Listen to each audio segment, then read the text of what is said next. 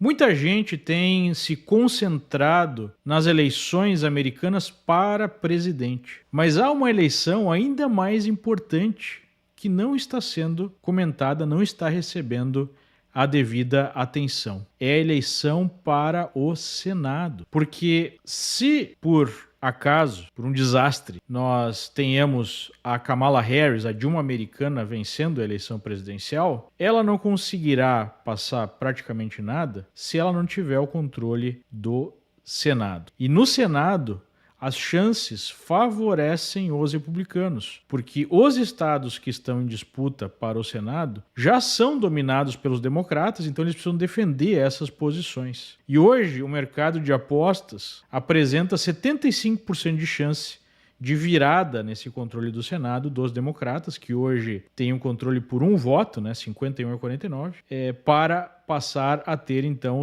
o controle dos republicanos. Nós temos o senador Joe Manchin se aposentando, é um senador democrata num estado profundamente republicano, talvez o mais republicano do país, que é o West Virginia, e dos outros 7 estados competitivos, nós temos republicanos com chance de vitória em 3. Ou seja, praticamente um voto, que é o de West Virginia, já virou, ou seja, vai para 50-50, só que 50-50 ainda favorece o candidato que vence a presidência, porque o voto de desempate no Senado é do vice-presidente. Então, é preciso que os republicanos vençam pelo menos um desses 7 estados para garantir uma maioria no Senado, mesmo que seja uma maioria magra. Por que isso é importante? Porque ontem a Kamala Harris deu uma declaração que está fazendo bastante barulho, em que ela apresentou o desejo de acabar com o filibuster.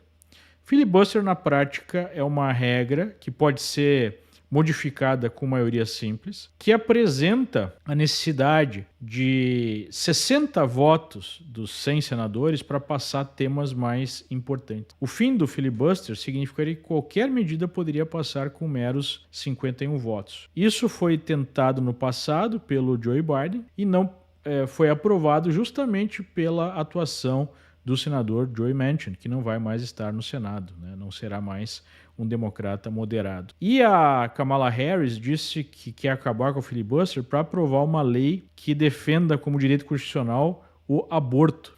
Mas, obviamente, que vai muito além disso. Os democratas falam em acabar com o filibuster para aprovar numa maioria 51-49, por exemplo, ou mesmo no desempate do vice-presidente, o aumento de assentos na Suprema Corte, que é basicamente o que o Hugo Chávez fez quando chegou à presidência.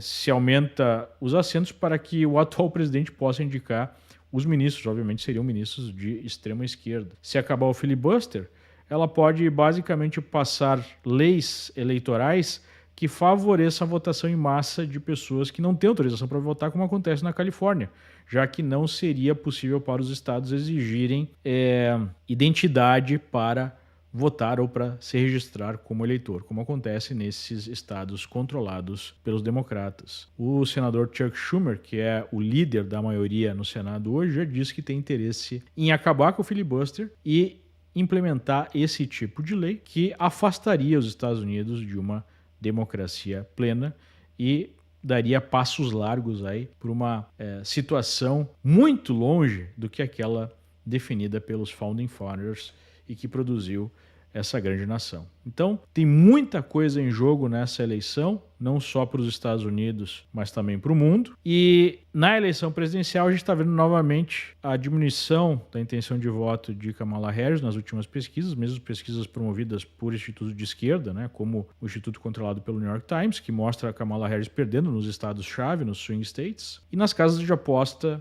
a tendência é ficar 50-50 para definir as chances de vitória de Trump ou da Dilma americana. Serão dias muito tensos e o mundo ficará na balança. E você, quem acha que vence as eleições?